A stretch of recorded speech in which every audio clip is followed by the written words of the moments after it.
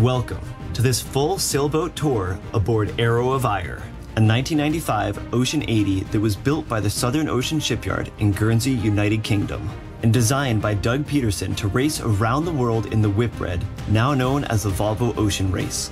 She is 81 feet long, has a 21-foot beam, and a 10-foot 6-inch draft. Can comfortably sleep up to 14 passengers and crew in 6 cabins with 5 full private bathrooms. This boat holds 1,000 gallons of freshwater and 1,000 gallons of diesel fuel.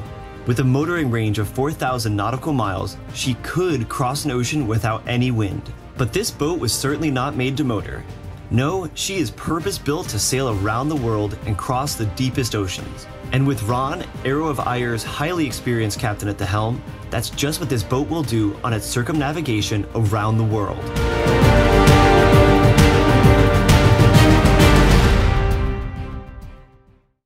Right now I'm in Nelson's Dockyard here in English Harbor, a historic site that's now home and harbor to multi-million-dollar mega yachts. The owner and captain of this beautiful boat reached out to me through social media and has granted me exclusive access to tour his home and vessel. So join me as we take an in-depth look at this boat from the stern all the way up to the bow and everything down below. As well, stay tuned till the very end so you can hear all the unique experiences that the captain and owner has had that's brought him to this boat and his unique future plans. All right, starting the tour off, first off, I want to say that we're doing sort of a Mediterranean style tie to the docks back here. Meaning we've got a gangplank coming from here back to a swim platform. So this, in my opinion, is where I'm gonna start this tour. First off, you guys know me, you know that I love swim platforms on a boat. I think they're absolutely essential. But obviously you can see how well it works here to bring you to and from the boat when you're not at an actual slip. So it's pretty nice back here. We've got a lot of space to work with, to jump off of, get into the water. A ladder would go down so you could come back up and down that full distance there. Again, a boat like this isn't necessarily meant to do as much sports and diving as my smaller boat is, but a boat like this will take you all around the world, so you got to make sure everything closes back up and keeps all that salt water out. So we've got some insulation going around here, so when this does finally close up, following sea can hit the back of the boat and it's not going to be a problem. I also like that it has this extra gear locker right back here, so we've got space for scuba tanks, air compressors, fuel, dinghy fuel, whatever you want, you could stow it right back in here. So it has a lot of extra space just off the bat. And again, this is a great boat for open ocean sailing. This is the boat you want to take around the world. Coming up further from here, we are now on the stern of the boat. And from here, we've got a lot of things to check out. I'm gonna go with the first thing that catches my eye, which is this, Starlink. Those of you who don't know, having internet on a boat isn't that hard, but can be pretty frustrating sometimes. But having that little beauty right there makes all the difference. Not so much a boat tour, but a really cool thing to have all the same, especially if you've got friends on that want to stay connected. So right back here, we've got one of the lazarettes coming up. Look at how much space he's got available there. Now, I know he's doing a little bit of work on the boat right now, so there's probably a few more things that will go down there eventually, but I'm already seeing the units for the water maker. We got 3 membranes down there along with the normal 2 pre-filters, so he should be able to make about 25 gallons per hour, depending on the system that he's got. I'm sure water tank capacity has got to be pretty substantial on board a boat like this. Cool, so we've got plenty of storage. I always think that's important. I don't care how big your boat is. Having plenty of storage is key. Also back here, we have the main sheet coming through. There is no boom vang on this, which is interesting, but because the main sheet's coming so far back on the boom, it's not as essential, but it definitely is nice to have a boom vang. Another thing I really like is, remember folks, I'm 6 foot tall, and the boom cannot hit me in the head. I love that. It's so few, so rare boats you can be on. Really, they've got to be about 81 feet before you just never have to worry about getting clocked in the head here. Otherwise, we got some huge lines coming up here. You can see we've got 1, 2, 3 blocks on the bottom, the big fiddle block up here, bringing it all down here to your main sheet winch. So long as we're back here, and this, in my opinion, is the most unique thing about this boat, is look at the helm on this thing. This thing is solid. When I first met Ron, I made the joke, what is this, made for King Kong back here? But this is like stainless steel. I mean, it's so solid. I can't believe it. We got drainage there for it and everything. You have spots here that open up. The navigator space is actually right back here. So the navigator can talk to the helms person directly. I think that's absolutely incredible. Yeah, I think that's really, really cool. You've got some of your instruments right here. You have obviously your compass. You have your main chart plotter right here, as well as your VHF. Really, everything you need is right here. We have our motor control right here, place to start the motor, and I would assume this probably, well, could go to this power winch right here. Now, there is one other downside of this boat, I would say, besides not having a boom bang, and that's it does not have a bow thruster. Now, look at where he brought this boat into. So obviously, if you're a skilled captain, you can still bring this boat into wherever you need to. I'll be honest with you, I would hate to bring my boat into this exact same spot. And my boat is, you know, not half the size of this boat, which is incredible. So you still have a lot of maneuverability with it, but I mean, the size of this is just incredible. So you never have to worry about your helm breaking, that's for sure. It's got a very open design back here where you have nothing really to sit back on. You do have autopilot, and I think it's also worth remembering that there is beds on this boat for like 12 people or something. So we'll confirm that later. So you really don't have to worry about getting tired of the helm. There's always gonna be somebody else to replace you. I'm sure if you really wanted to though, you could grab like a little blue seat like I've got that has a skeleton inside of it. To put that right here, you have a lot of space. It's unique, I guess what I would say. I would have to sail on this to know if I'd really like it or not. But it does put you very, very close to, you know, your control right here.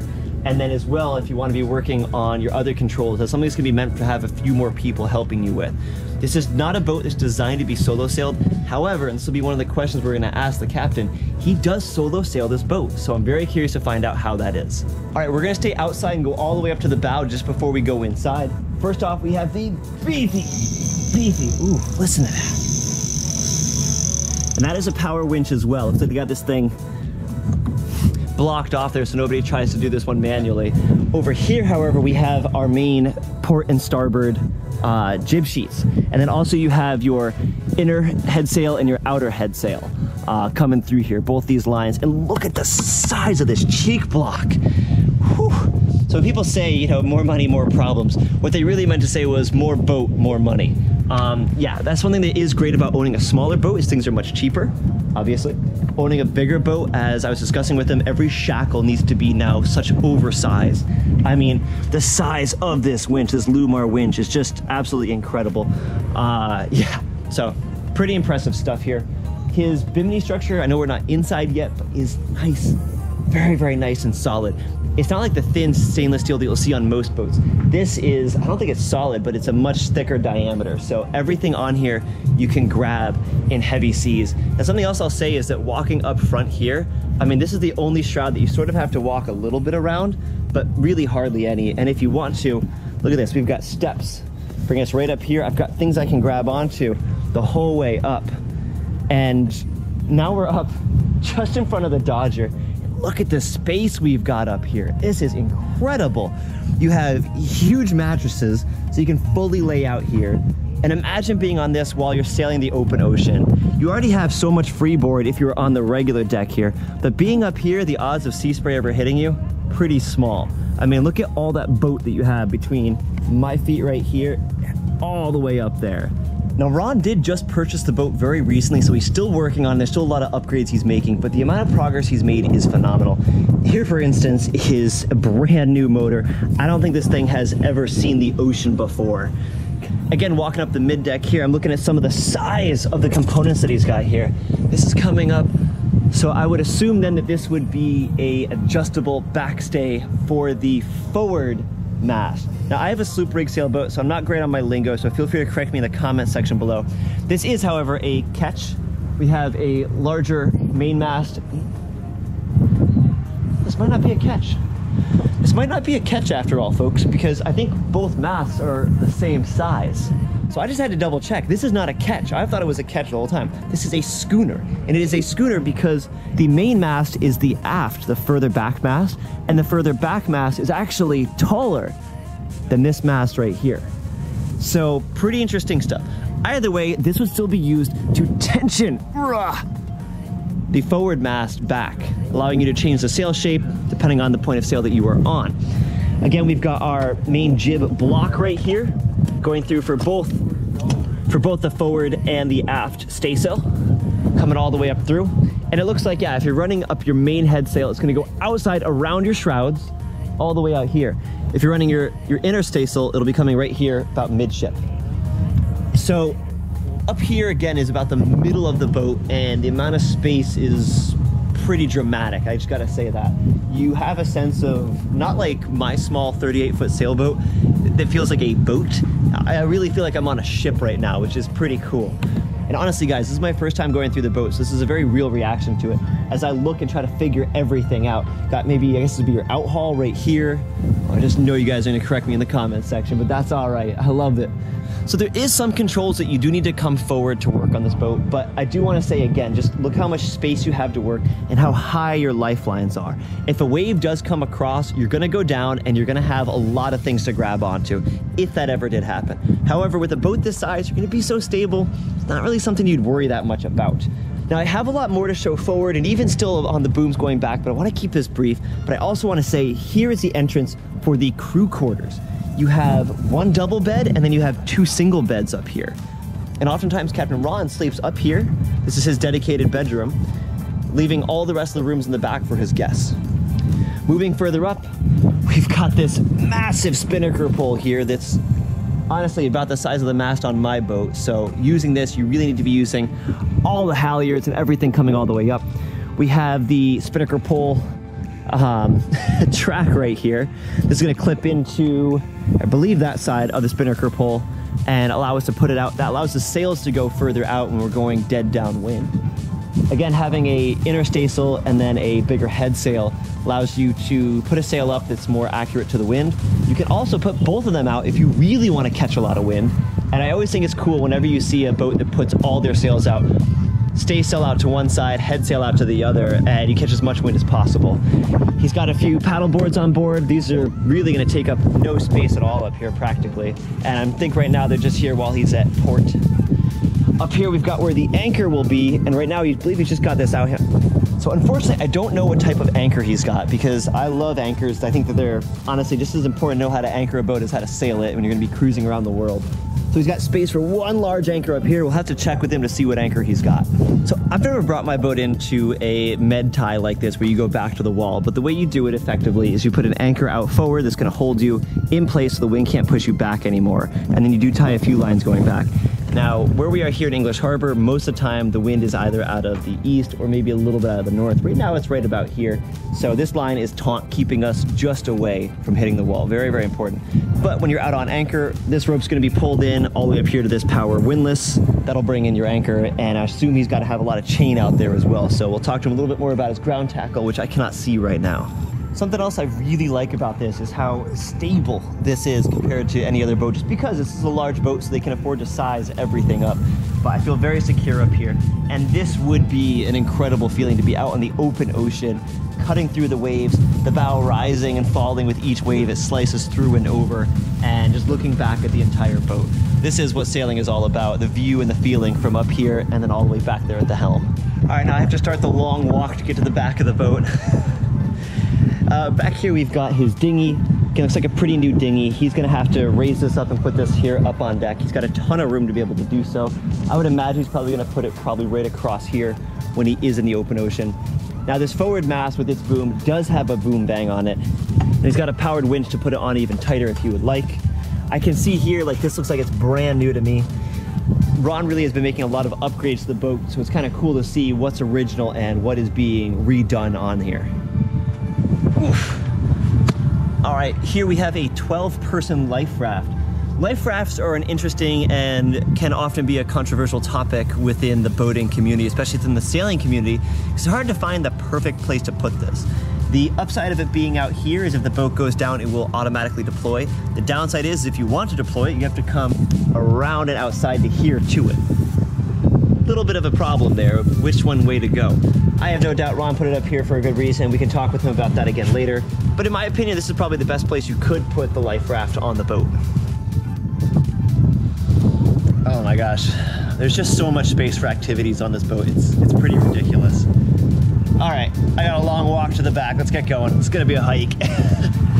So, through here is the main living area, the salon, and right about here is where the kitchens will be. This is nice because it lets in a lot of extra light as well. You can sort of see your surroundings from inside. But as you can see, it's very, very dark, very tinted glass, so we can't see a thing through it. Working our way further back here. Right now I can see the main sheet for the forward boom. Again, 3 blocks bring it down to a powered winch right here. So ideally, you don't want to be sailing this boat by yourself. You want to have other people that somewhat know what they're doing, so you can be working everything on board. There's not that many lines on this boat. I don't think it would take me more than a couple hours to learn every line, every function here, because really it's going to mirror the same as my sloop rig sailboat. And then working our way back here on the port side, it's exactly mirrored as the starboard that we just walked up, but it just brings us all the way around here to the back. So now you have a good idea of what the top side of the boat looks like. Let's start going down below. And we're actually, in this case, going to start with the crew quarters. So the crew quarters are not meant to be luxurious. They're meant to be Spartan, and they're meant to give as much space to the paying passengers in the back of the boat so they can live in somewhat luxury while you live up here in, honestly, not the best conditions, but still pretty nice. Let's take a look.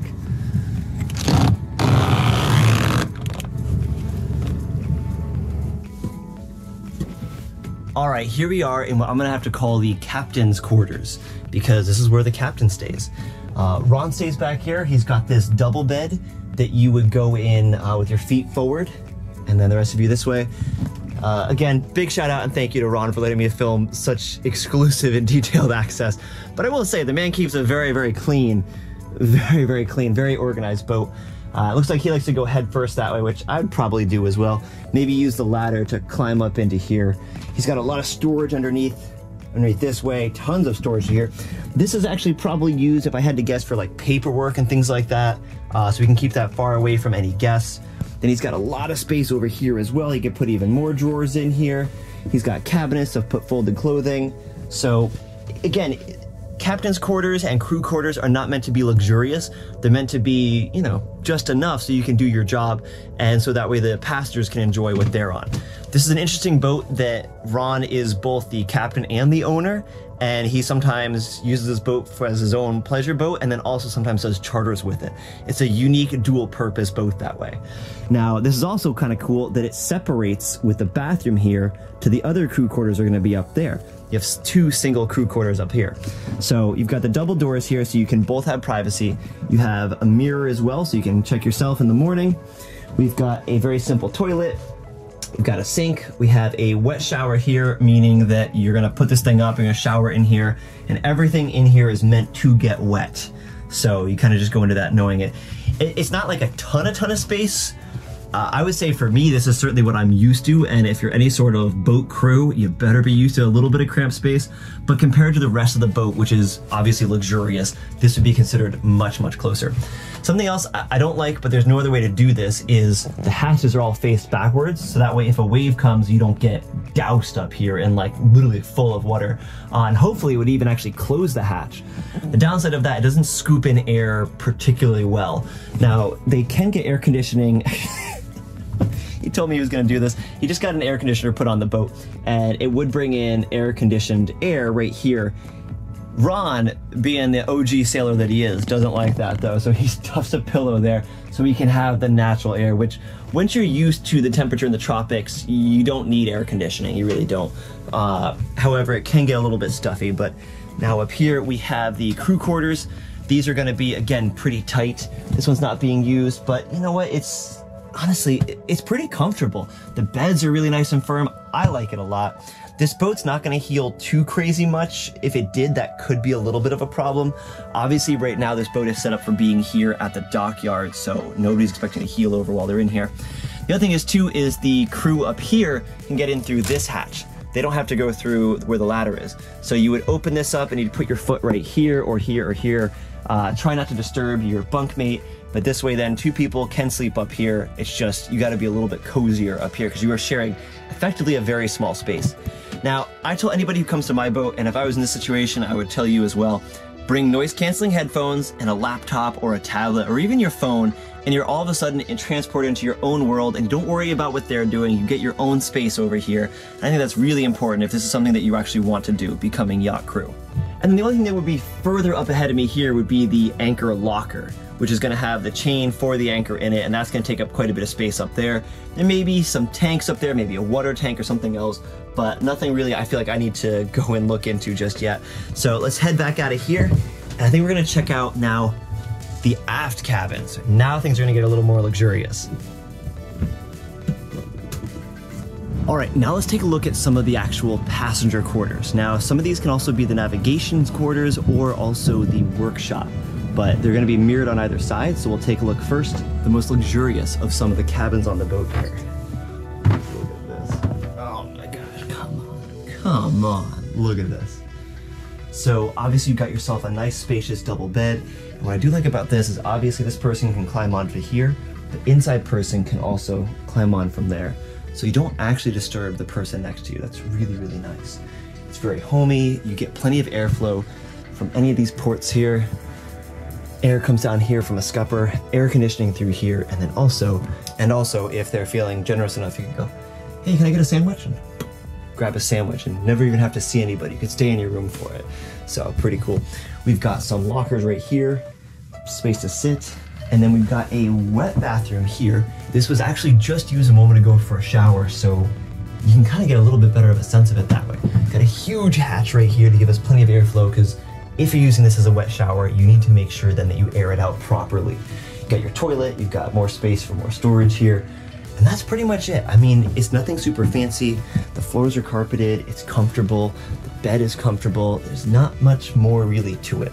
This, again, is meant for really a paying customer. Somebody who wants a sailing experience, wants to go see what it's like, but doesn't want to be in a super tight conformed space. This is going to give you a lot of luxury, as well as then the experience of sailing. Now, moving as well out here into the main hallway, where these cabins are is pretty unique. You've got the helm station just right here, so this is also really good for those that are taking watches. You've got the engine room in here. The engine's not in there right now, they're actually repairing it. This is being turned into a full workshop, which I love. And then back in here, this would be the navigator's cabin.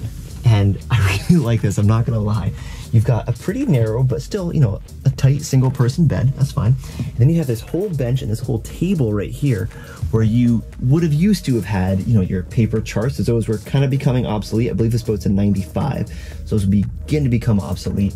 But what I really like is you can go from navigator, what he's doing down here in the warmth, dryness, safety of it, right here to the helmsman, let them know what's going on. And I think that's a great combination to have. So these aft cabins are completely separate from the midship cabins, which are completely separate from the bow cabins. So you have sort of 3 different layers of where everything is on the boat here. But you walk right up, you come right here past the helm, into the full cockpit. Now, this is where you end up spending so much of your time. Entertaining, talking, enjoying the sail. You can sleep out here. You can feed who knows how many people. I'm not gonna lie to you guys, there is talk of pizza being homemade on the boat tonight. A little excited for that, so maybe we'll get a little bit of filming out here on that. But this is the communal space. This is where everybody comes to chat, enjoy themselves, and talk, as well as here's where you have the main space going down below. Ooh. Now, something else I really like about this boat is the carpeting. The feeling of fresh, clean carpet on your feet is so nice. Coming on down here, oof, this is the main salon. This is where you're gonna spend the majority of your time. This is where, whenever it's raining or it's at nighttime, you might be down here. You have the largest table here to feed, I don't know, you could probably squeeze 12 of your friends in, depending on how much you like them. You've got a massive TV over here to be able to relax on. You have huge fridge space. Now again, a lot of this boat is being worked on and refitted. So you'll notice this huge fridge space has my foot in it. Again, all I can really say is this is just a huge communal space. That's all this is really meant for. Got a little table over here so you can have your drinks, but I mean, imagine watching the game here using Starlink while you're out in the middle of the South Pacific. That would be pretty darn cool.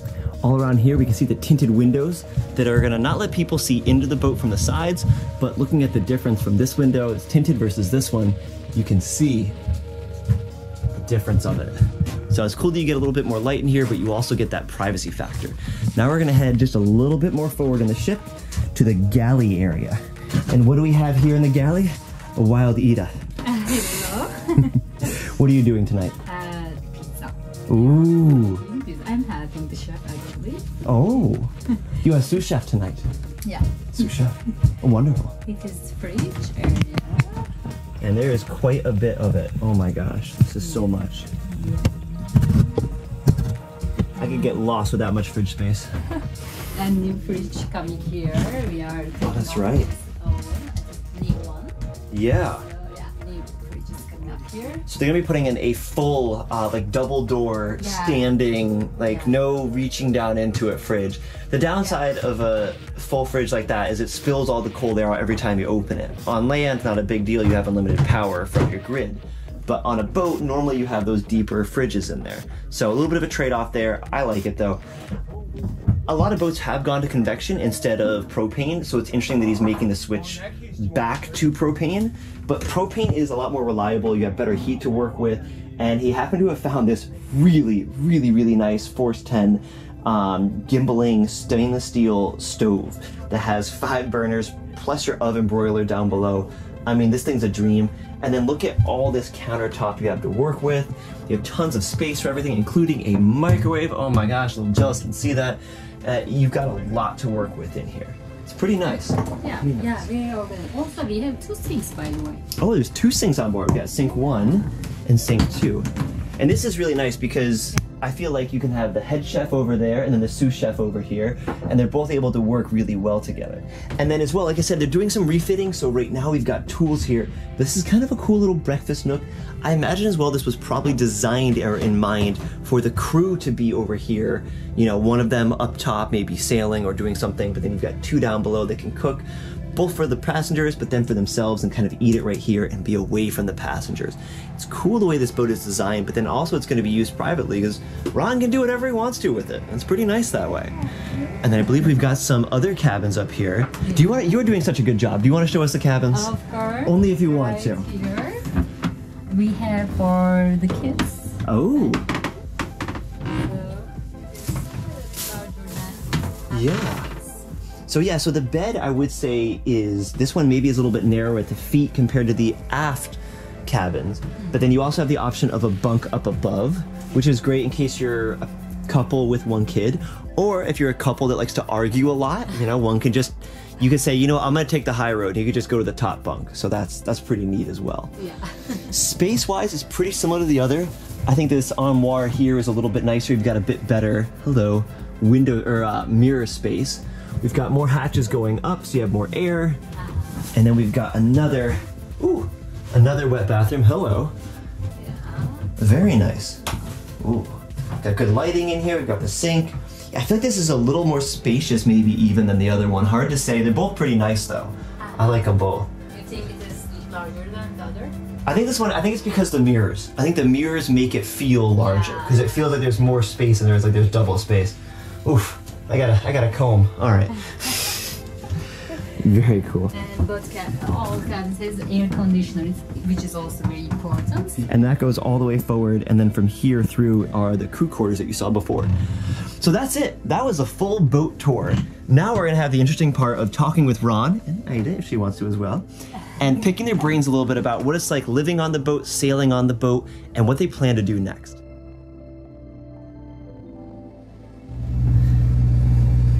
So as the night gets on here, the captain and owner, Ron, is making us homemade pizza. Here's what I mean by homemade.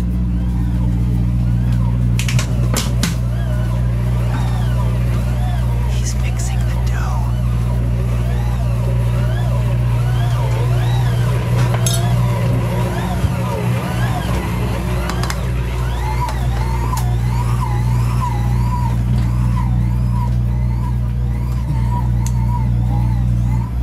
So cool how you can have 2 chefs working simultaneously. Ooh. So Ida, the head chef aboard Arrow, is showing me some of the different exotic fruits that she's got. And first off, biggest star fruit I've ever seen, like twice the size. We don't quite know what the name of this one is, but guess what this one is? Chocolate fruit. It is sweet tamarind. It is dry. It's unique. She just keeps pulling out more strange fruits and vegetables I've never seen. There's definitely something wrong with this cucumber, folks, let me tell you. But I just eat for the...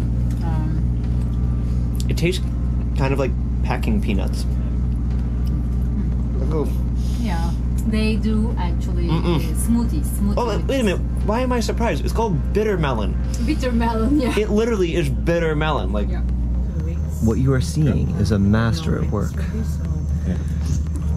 This is how this man decides what to put on a pizza when you have many, many people that democratically will solve as much problems as possible, and mathematically as well. Who needs Excel when you have this much excellence? Ba-dum boom. Exactly. Don't worry, I'm not gonna quit my day job. Who wants what? Oh my gosh. They were not kidding. Alright, so here we've got everybody's choices. And then the captain makes what he calls junk pizza.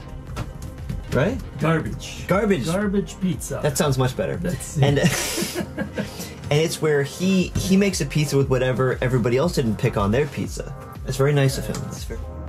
Ooh, pizza dough. It's so, I love eating the dough. Like, it's so chewy and it just feels really good.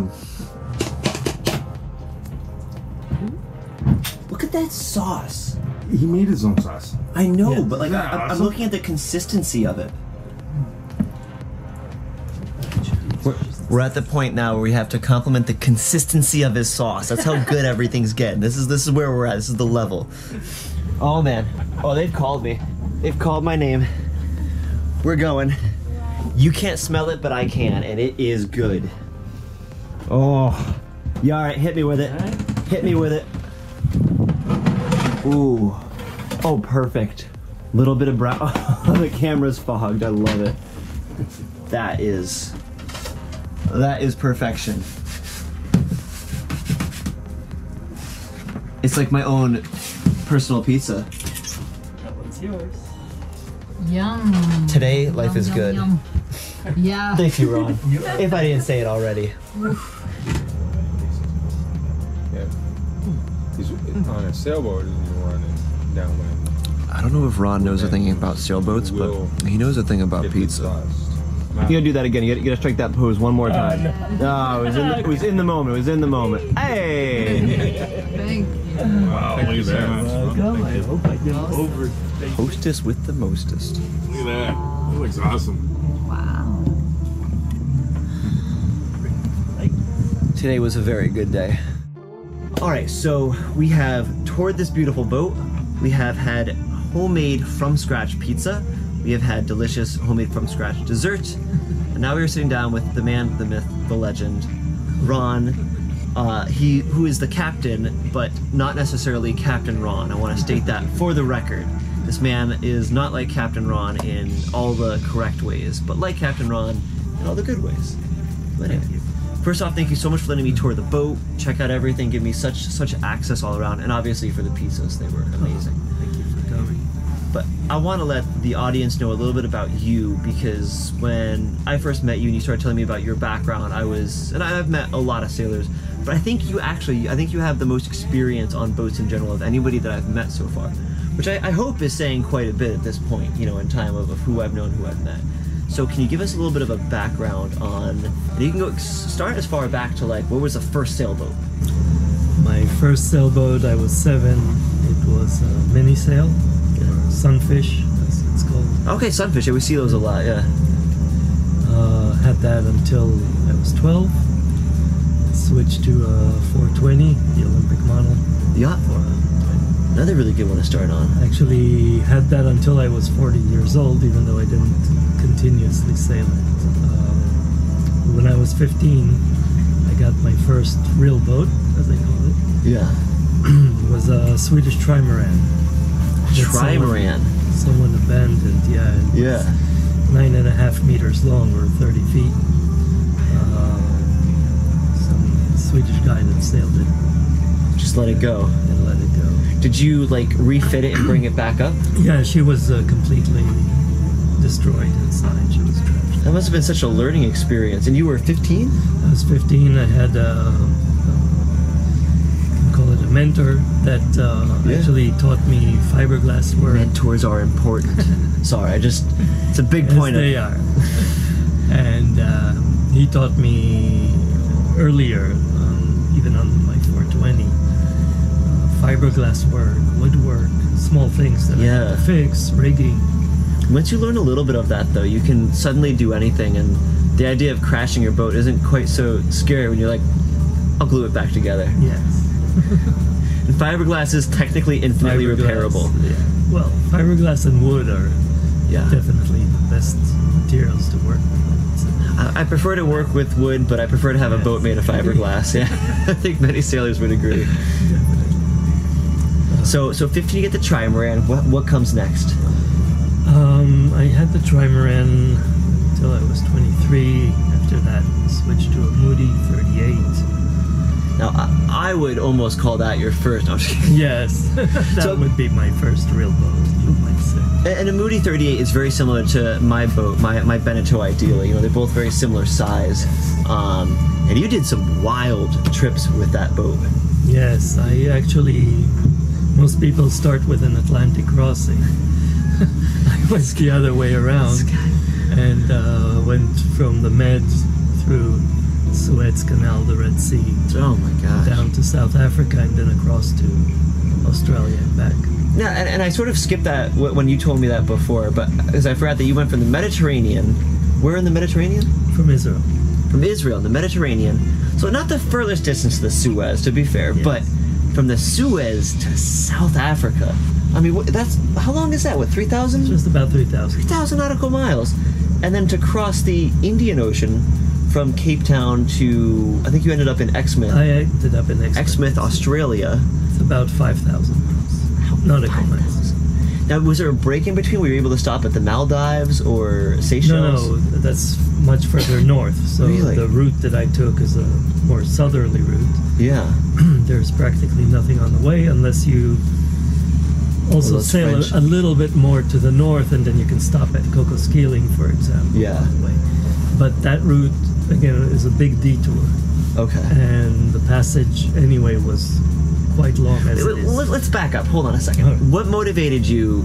You get to South Africa. You got a lot of options. You got the Atlantic. You have the Caribbean. What made you be like, no? Let's go 5,000 nautical miles in that direction. I don't ever hear anybody else going. This is back in what year? 1990. 1990. I don't want to give away my age, but I was not there yet. I'll just say that. I was not there yet. So I was not of this earth, and this man is like, let's go 5,000 nautical miles this way. What was the motivation? To see the world. It's a good motivation. Go somewhere I haven't been yet. Yeah. So you do that, you complete that, you get to Australia, you see a little bit of the Australian walkabout way of life, you know. Bring us up to date then. You eventually get into yachting, mega yachting. Well, working on mega yachts. After I returned from that trip, I looked for a job in the marine industry anyway. Yeah. And I thought about a career in merchant shipping. Shipping, yeah. I got a job on a very small cargo ship, loose cargo. I don't feel like you liked it. And I didn't like it. No. It was... and I very quickly, of course, right after that, switched to yachting, something that was close to my heart, of course. Yeah. Because of my license, I very quickly got jobs on super yachts. Yeah. At that time, there weren't that many 500-ton licensed captains walking around, so it was relatively easy to get a job Yeah. on a bigger boat. And very quickly, You worked your way up. Worked my way up, got a 1,600-ton license. Actually, I was going to go for the 3,000 and unlimited, but at some point I just felt that this is good enough. Yeah. I also preferred shorter job periods where I can have more time to sail my own boat. That's right. So you would So you in the would work in background, mega I yachts. always had my own Then you boat. come back to the boat. So you were kind of like checkers. You were moving your boat when you could. So you eventually go up to what was that biggest boat you were the skipper of? It's like the 500 largest feet? one was 65 meter, or just about 220 feet. 220 feet. My God, that's a lot of mega yacht. So you're on that big of a boat. You eventually decide, okay, I've made enough. Time to get out of that and by this time did you take your Moody around the world? Yes, my Moody was the first circumnavigation that I did. That's right, first circumnavigation. And, but I did it in legs, so it wasn't just... It still counts, it counts to me. How old were you when you completed your first? I was almost 30, yeah. Okay, alright, that's respectable. So, That's, I mean, but again, that and was you weren't a many sail legs. bum, because you were also making money at the time, so Yes. you were affording this lifestyle. I usually I worked for about a year or so. Yeah. I went back, did a leg. Kept my you going, boat. it gave you that motivation. Exactly. Went like back, that. worked another 5-6 months a season, Yeah, Caribbean or Med, go back to my boat, do another leg, and so on. move it along. Okay. And so then eventually you decide enough is enough, and you buy sort of like a long-term cruising boat. Well, all of my boats, along the years, I had an Elan 43 and then a Mickelson 52. Yeah. And eventually the last one, which was a custom-built Nalder and Biddle 72-foot 72. Okay. Wow. expedition boat. And I do notice that, like, 5 feet bigger, 5 feet bigger, 10 feet bigger, and what are we on now? You know. All right. Oh, cool. And so, it kind of brings us here. What made you decide to go with Arrow of Ire? So Arrow actually is pure coincidence. I happened to be crossing the Indian Ocean. The owners of the boat asked me to come and skipper her as a charter captain. Did you consider that because you're like, it's a sailboat, so I'll actually get to sail it instead of a mega yacht? Exactly. Okay. Well, that I did years ago, so just about 15 years ago I decided I was just say, I love how he just... strictly sail. We're surrounded by mega yachts. They're literally, they're throwing distance. And I love it how you describe mega yachts like that as the dark side of the force, the dark side of boating. I think that's good. It's a perfect way to describe it. Yes. So that's wonderful. Anyway, so you're doing this favor, sort of. Well, kind of Job, a favor. It's yeah. a favor. It's a job, but I like the owners, nice people. Yeah. I saw that they need really my help in bringing her up to date and chartering. Yeah. It's the first time they're doing this, first time with this boat, and I decided to help out and landed here. Yeah. And the boat was Here in Georgetown? Here in Or, I mean, in Antigua, Nelson's dockyard. Antigua. Wrong item. When you sail around, you kind of forget where you are sometimes. It happens to the best of us. And I started this. It turned into a project, into a major project. Helping them with the boat and getting it up to date, getting it ready. Yes, It was out of repair. She needed a serious refit. Okay, big refit.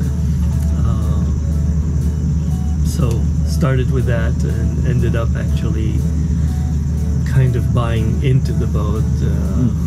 Like it's like a partner to start with, maybe? Yes. And then eventually decided Ron's a man that needs to be at the helm. Did you look at them and say, look at me, I'm the captain now? Or Captain Phillips reference there for some of y'all. No, so I came out as to skipper the boat as her captain, but I did want the refit to go the way I wanted. Yeah, if you were going to be working and sailing it, you want it to be I want in the an boat to order. be in the way that I would like her to be, as though she's privately all mine. Yeah. And they agreed to that. Yeah. We put up a budget, and here we are. Wonderful. Now that you do have this boat, and this, as we've talked about, or as I even maybe talked a little bit about in the tour, but I'll talk about it again here. This boat was purposely built literally to sail around the world for the Whitbread race, now known as the Volvo Ocean Race, which unfortunately I don't think you could enter this into the Volvo Ocean Race, which no, I don't like that. I like the Whitbread that everything went, yes. You know, but the Volvo boat, you gotta have millions. But anyway, this boat is literally meant to sail around the world. It feels like it looks like it. I dig it in every way. It's solid, it's sturdy. What is your plan for this boat and your life, effectively? Is this boat? Well, along the years, you learn not to plan too far ahead, because Getting some wisdom. plans have a tendency to change very quickly. The short term planning at the moment is the season here in the Caribbean, and then sail across to the mid for a summer season, and then return this way the next winter, but with an intention to continue on a circumnavigation.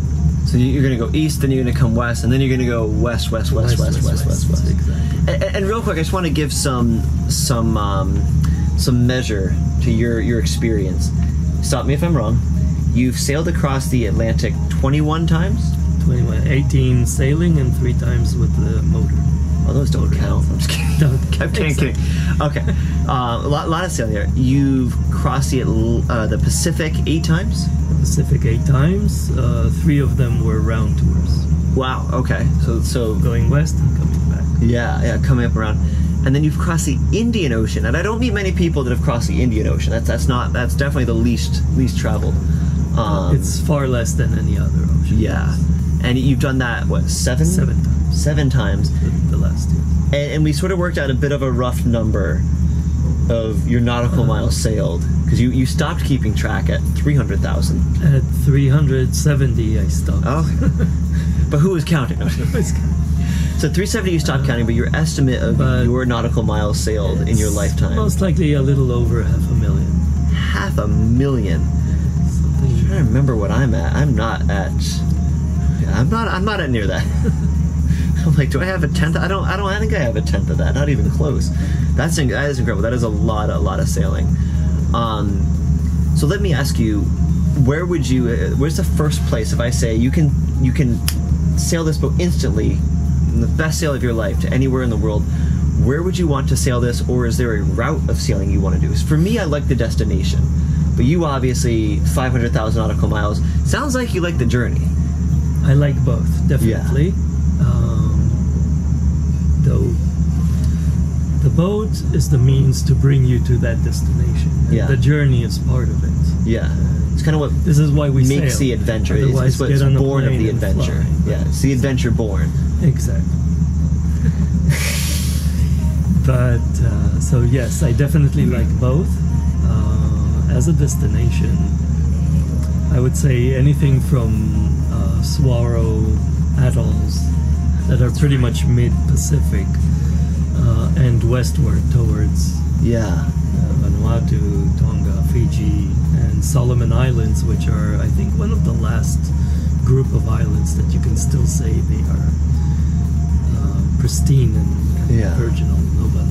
Got some friends really gets there. And I think that the first place you named was, as we talked about this, again, I'm now remembering, and we discovered it's part of the Cook Island chain. Yes. But I guess would this all be within Micronesia or South Pacific? No, this is South Pacific. South Pacific, yeah.